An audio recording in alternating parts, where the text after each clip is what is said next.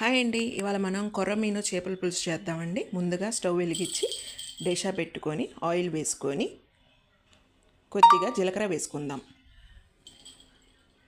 జీలకర్ర వేసుకున్నాక దానికి ముందుగా మనం రెడీ చేసి పెట్టుకున్న టమాటో, కారం, ఉప్పు, అల్లం చిన్నులపాయ పేస్టు, ఉల్లిపాయ వేసుకున్న మిక్సీ ఒక దాంట్లో పెట్టుకుందాం. అలాగే అల్లం చిన్నులపాయ పేస్ట్ వేసి కొద్దిగా అలా తిప్పుదాం. తిప్పిన తర్వాత కొద్దిగా కొత్తిమీర కూడా వేసుకుందామండి. సో ఆల్రెడీ మనం ప్రిపేర్ చేసుకుని పెట్టుకున్న ఈ ప్యూరీని చూసారు కదా, ఈ ప్యూరీని మనం దాంట్లో వేసేసుకుందాం. వేసుకొని అలా తిప్పుకొని కాసేపు ఉంచుకుందామండి, ఒక 5 minutes. సో ఆల్రెడీ నేను చింతపండు పులుసు అనేది నేను స్టెయిన్ చేసి పెట్టుకున్నాను చూడండి.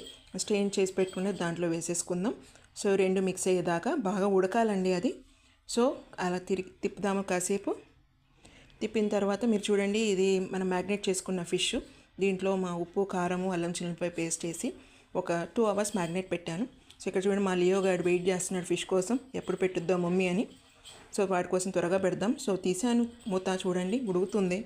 సో ఈ ముక్కలన్నీ లైన్గా 1 by 1 ఒక మీద ఒకటి కాకుండా సపరేట్గా గ్యాప్ ఇచ్చుకుంటూ వేస్తాము. వేసి ఒకసారి గంటతో అలా తిప్పుకుందామండి. మళ్ళీ మనం గంట పెట్టకూడదు కాబట్టి ఒక్కసారి మనం అన్నీ కలిపేసుకొని మూత పెట్టేసుకుందాం. ఇప్పుడు చూద్దామండి, చూసారా ఎలా ఉడుకుతుందో, పొగలు వస్తున్నాయి.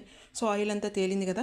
సో ఇప్పుడు మనం ముక్కలు గంటతో టచ్ చేయకూడదు కాబట్టి అలా మూవ్ చేసేసి జస్ట్ మళ్ళీ మూత పెట్టుకుందాం. కాసేపు 5 minutes సిమ్లో పెట్టుకున్నాక ఆయిల్ తేలింది చూసారా.